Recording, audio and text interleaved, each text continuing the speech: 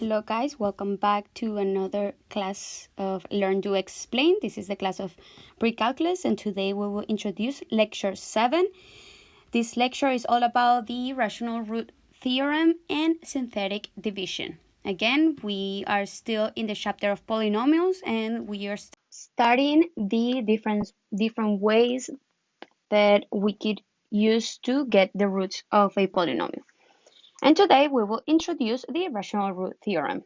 Okay, so our objectives for this lecture will be to explain the possible rational roots of a polynomial, to use the rational root theorem to get the roots, and to obtain the roots of a polynomial using synthetic division.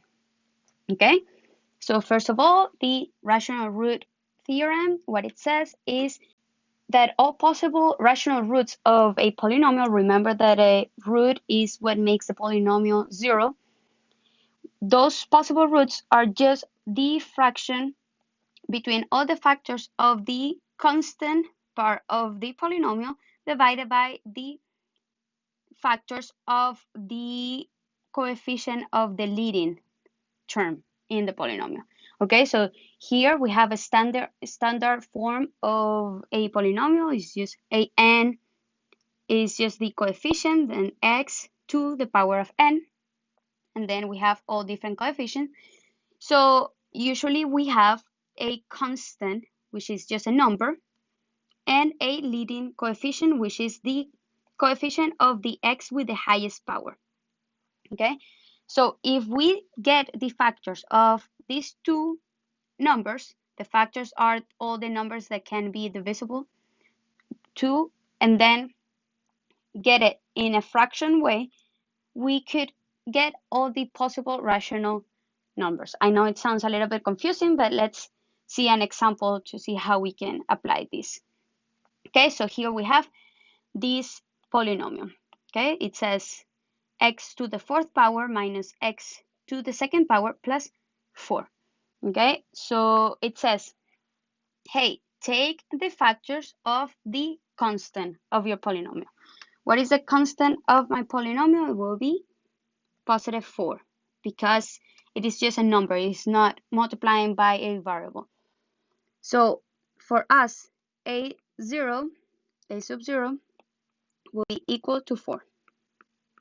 And a sub n is equal to, is just the number that is multiplying the highest exponent, the variable with the highest exponent. In this case is 1.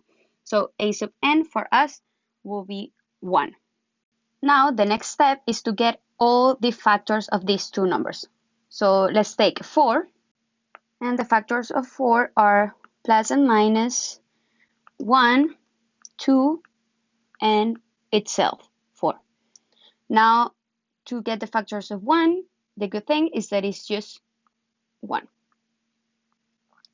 Okay, so now to get all the possible rational roots of this polynomial, we just have to apply this equation. So it says the factor for a sub 0 goes to the denominator and the factors of a sub n goes to the denominator. So p over q is equal to 1, 2, 4 divided by 1.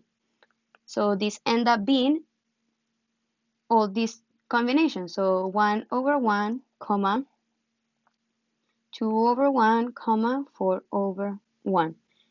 And this is just 1, 2, and 4.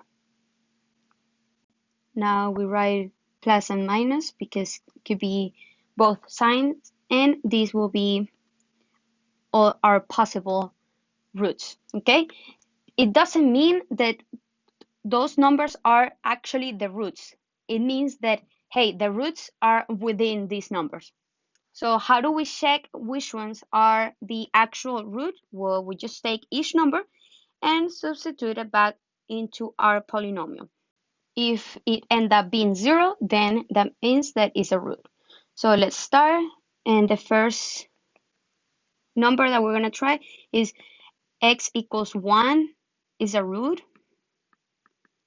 Then let's just substitute it in our polynomial. Will be 1 to the fourth power minus 5, 1 square plus 2. 1 to the 4th power is just 1 minus 5 plus 4. This 1 plus 4 is 5 minus 5 is equal to 0. So yes, x equals 1 is 1 root. Now let's try x equals minus 1. I'm going to give you a trick here.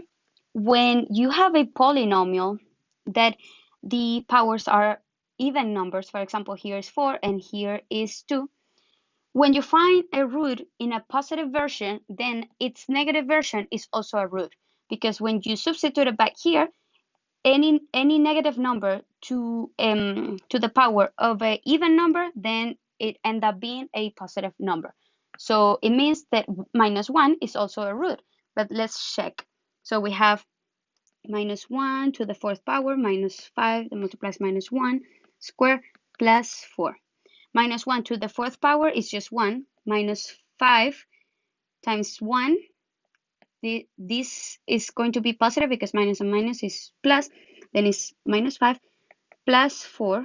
And this is also equal to 0, which means that x equals minus 1 is a root. Now let's try positive 2. Then we have x equal to 2.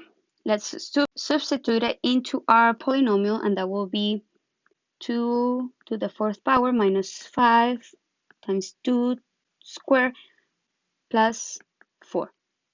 And this will be 2 to the 4th power is 16 minus 2 square is 4 times 5 is 20 plus 4.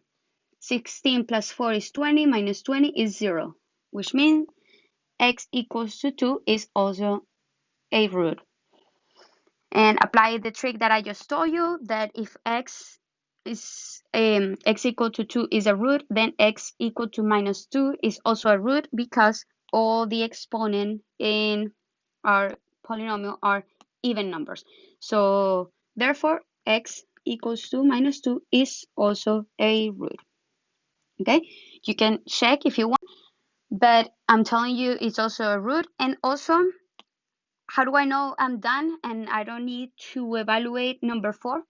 Well, because we have a polynomial with a power of 4, right? Which means that my roots are going to be 4 numbers. And we already have them. We have 1, minus 1, 2, and minus 2. So we already know that 4 is not a root. Okay, so now that we found all these roots, how do we factor this polynomial? Well, we just take each root and put it in parentheses with the opposite sign together with x. So if 1 is a root, then x minus 1 times, if minus 1 is a root, then x plus 1. Then if 2 is a root, then x minus 2. And if minus 2 is a root, then we have x plus 2. And this way we already found all the roots of this polynomial, and we already factor this polynomial using the rational root theorem. Okay, remember that it's just finding the factors of the coefficient side of the polynomial and of the leading coefficient, then dividing all these options and then evaluating each one of them.